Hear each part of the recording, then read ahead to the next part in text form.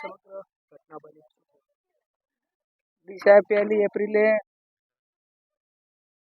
ડીસા ખાતે ગોડાઉનમાં જે ફટાકડાની ફેક્ટરીમાં 21થી પણ વધારે લોકોના જે મૃત્યુ થયા એ પૈકીમાં ડીસા જે મેહુલ કરીને પંચાલ સમાજના દીકરાનું પણ એમાં મોત થયું. લોકસભામાં તમામને શ્રદ્ધાંજલિ આપી સરકાર પાસે માગણી કરી.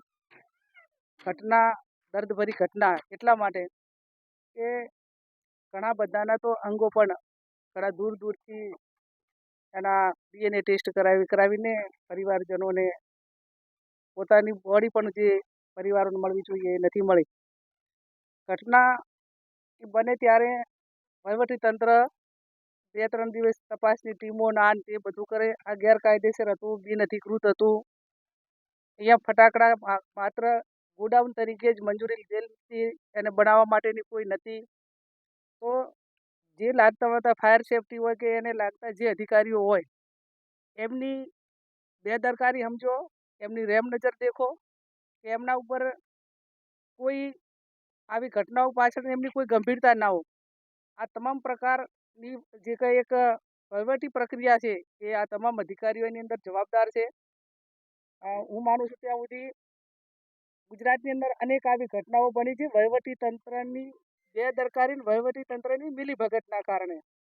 રાજકોટની હોય, ત્યાં મોરબીની હોય, સુરતની ઘટના હોય અને આ પાછી એનું પુનરાવર્તન. એટલે જ્યારે આવી કોઈ ઘટના બને ત્યારે વહીવટીતંત્ર એની પાછળ પગલાં લઈને ગંભીરતાપૂર્વક જે કાર્યવાહી કરવી જોઈએ નથી થતી. એના માટે કરીને આવી પ્રક્રિયાઓ અટકાતી નથી અને નિર્દોષ લોકોના જીવ જાય છે.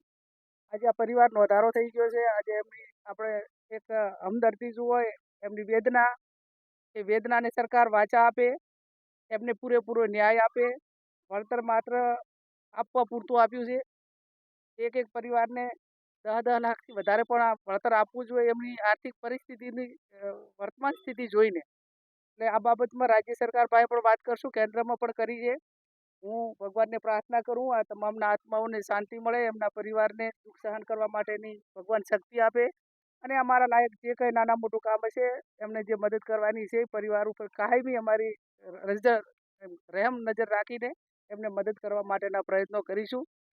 દુઃખની સાથે કહેવું પડે કે મધ્યપ્રદેશના 20 જેટલા શ્રમિકો હોય અને લોકસભામાં એમના 26 સંસદોમાંથી કોઈ શ્રદ્ધાંજલિ માટે 2 શબ્દો પણ રૂલિંગ પાર્ટીના એમપીઓને ટાઈમ પણ નથી મળ્યો અને એમને વેદના પણ નથી. એક એમની એક એમના સ્ટેટના લોકો પ્રત્યેની જે સંવેદના હોવી જોઈએ એ પણ નથી કરી.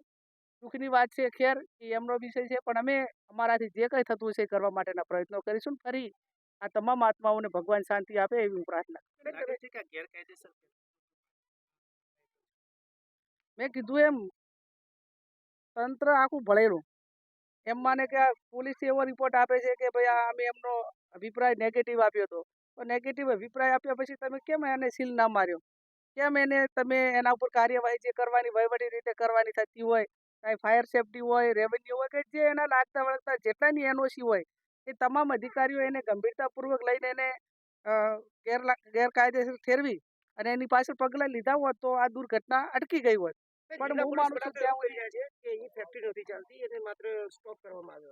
બનાસકાંઠા જિલ્લા પોલીસ વડાને સંવેદનાને, દયાને કે એની નૈતિક જવાબદારીને કંઈ હાથ ભેડી લેવા દેવા નથી. આખું ટીવી ચેનલ તમામ મીડિયાએ બતાવ્યો. ત્યાં બનાવવા માટેની જે આખી જે સામગ્રી હતી એ લાઈવ ટીવી ચેનલોએ તમામ ABPSમાં અસ્મિતાથી કરીને તમામ ચેનલોએ બતાવ્યું. એમાં પુરાવાની કોઈ જરૂર નથી. અને એ એસપીનો અભિપ્રાય એ એમને કદાચ મુબારક હશે, એમને એવું લાગ્યું હશે તો પણ એક નૈતિક જવાબદારી કે એક લાશો આવી ભયાનક ઘટના બને અને એમાં પણ જે વાસ્તવિકતા હોય એ અધિકારીઓ રજૂ ન કરે ત્યારે સ્વાભાવિક છે કે એમને લોકોના ટેક્સના પૈસા જ્યારે પગાર એક કસ્ટોડિયમ તરીકે એક એમની નૈતિક જવાબદારી થતી હોય એમાં ક્યાંક ને ક્યાંક ઉણા ઉતરે છે એવું મને લાગે છે. રાજકોટ, સુરત જેવી ઘટનાઓ બનવા છતાં પણ રાજ્ય સરકાર દ્વારા ડીસામાં જે ઘટના બની છે તો એના માટે રાજ્ય સરકાર કેટલી જવાબદાર?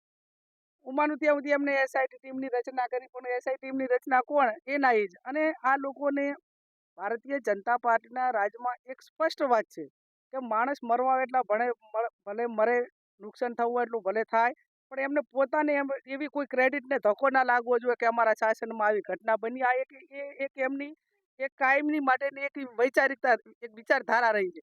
અને આવી વિચારધારા ઘટનાઓ બને, મેં કહ્યું કે બનવાકળ બની જાય, પણ હકીકતમાં પછી એની સાચી તપાસ થઈ અને જે વાસ્તવિકતા છે એ રજૂ કરવી પડે. એની વાસ્તવિકતા રજૂ કરવામાં પણ ક્યાંક ને ક્યાંક ઉડા ઉતરે.